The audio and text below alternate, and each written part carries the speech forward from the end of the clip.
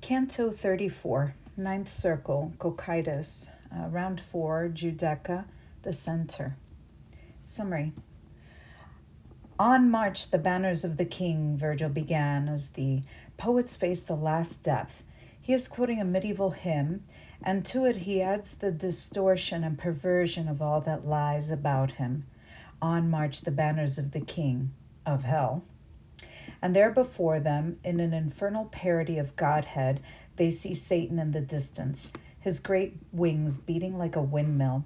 It is their beating that is the source of the icy wind of Cocytus, the exhalation of all evil. All about him in the ice are strewn the sinners of the last round, Judeca, named for Judas Iscariot.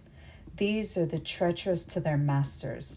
They lie completely sealed in the ice, twisted and distorted into every conceivable posture. It is impossible to speak to them, and the poets move on to observe Satan. He is fixed into the ice at the center, to which flow all the rivers of guilt, and as he beats his great wings as if to escape their icy wind, their icy wind only freezes him more surely into the polluted ice. In a grotesque parody of the Trinity, he has 3 faces, each a different color, and in each mouth he clamps a sinner whom he rips eternally with his teeth. Judas Iscariot is in the center mouth, Brutus and Cassius in the mouths on either side. Having seen all, the poets now climb through the center, grappling hand over hand down the hairy flank of Satan himself. A last supremely symbolic action. And at last, when they have passed the center of all gravity, they emerge from hell. A long climb from the earth's center to the Mount of Purgatory awaits them. And they push on without rest, ascending along the sides of the river Lethe till they emerge once more to see the stars of heaven just before dawn on Easter Sunday. On march the banners of the king of hell, my master said. Toward us. Look straight ahead. Can you make him out at the core of the frozen shell? Like a whirling windmill, seen afar at twilight, or when a mist has risen from the ground, just such an engine rose upon my sight, stirring up such a wild and bitter wind, I cowered for shelter at my master's back. There being no other windbreak I could find, I stood now where the souls of the last class, with fear my verses tell it, were covered wholly. They shone below the ice like straws in glass. Some lie stretched out, others are fixed in place, upright. Some on their heads, some on their soles. Another, like a bow, bends foot to face. When we had gone so far across the ice that it pleased my guide to show me the foul creature which once had worn the grace of paradise, he made me stop, and stepping aside, he said, Now see the face of Dis. This is the place where you must arm your soul against all dread. Do not ask, reader, how my blood ran cold and my voice choked up with fear. I cannot write it. This is a terror that cannot be told. I did not die, and yet I lost life's breath. Imagine for yourself what I became, deprived at once of both my life and death. The emperor of the universe of pain jutted his uppermost chest above the ice, and I am closer in size to the great mountain the Titans make round the central pit than they to his arms. Now, starting from this point, imagine the whole that corresponds to it. If he was once as beautiful as now he is hideous, and still turned on my Maker, well may he be the source of every woe. With what a sense of awe I saw his head towering above me, for it had 3 faces. One was in front, and it was fiery red. The other 2, as weirdly wonderful, merged with it from the middle of each shoulder to the point where all converged at the top of the skull. The right was something between white and bile. The left was about the color that one finds on those who live along the banks of the Nile. Under each head, 2 wings rose terribly, their span proportioned to so gross a bird. I never saw such sails upon the sea. They were not feathers. Their texture and their form were like a bat's wings, and he beat them so that 3 winds blew from him in one great storm. It is these winds that freeze all Cocytus.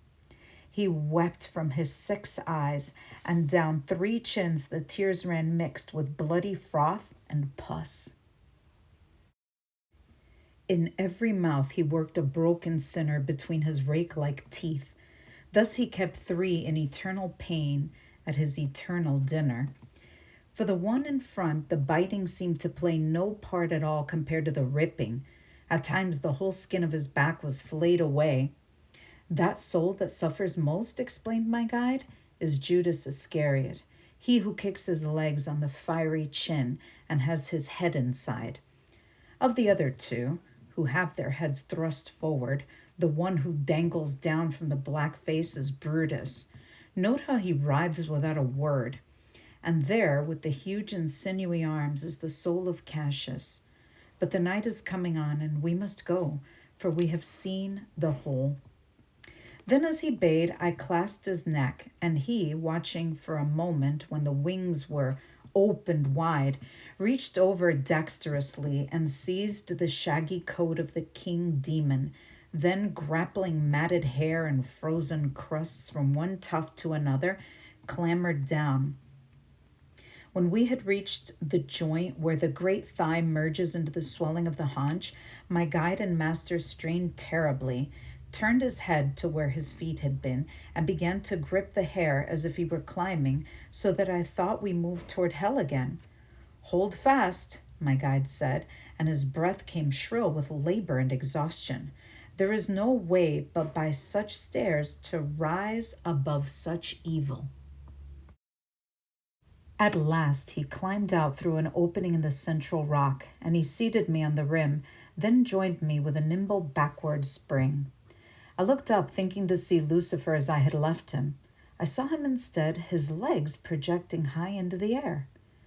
Now let all those whose dull minds are still vexed by failure understand what point it was I passed through. Judge if I were perplexed. "Get up on your feet," my master said.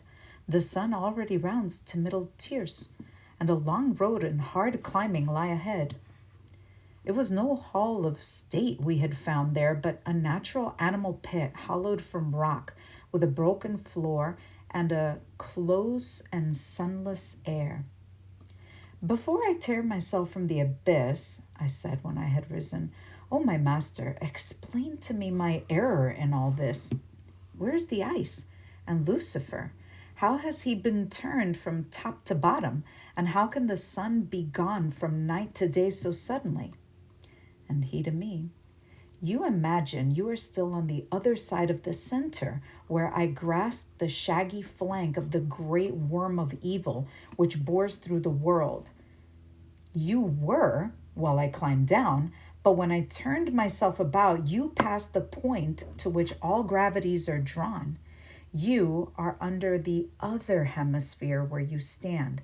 The sky above us is the half opposed to that which canopies the great dry land.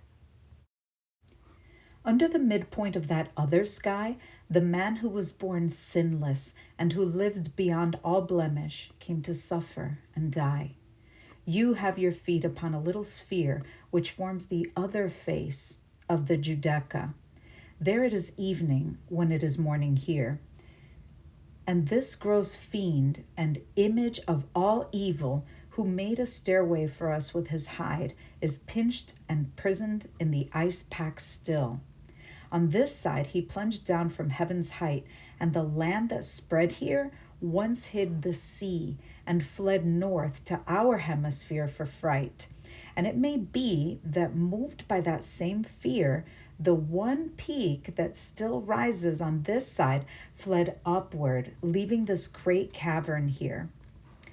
Down there, beginning at the further bound of Beelzebub's dim tomb, there is a space not known by sight, but only by the sound of a little stream descending through the hollow it has eroded from the massive stone in its endlessly entwining lazy flow. My guide and I crossed over and began to mount that little known and lightless road to ascend into the shining world. He first, I second. Without thought of rest, we climbed the dark until we reached the point where a round opening brought in sight the blessed and beauteous shining of the heavenly cars. And we walked out once more beneath the stars.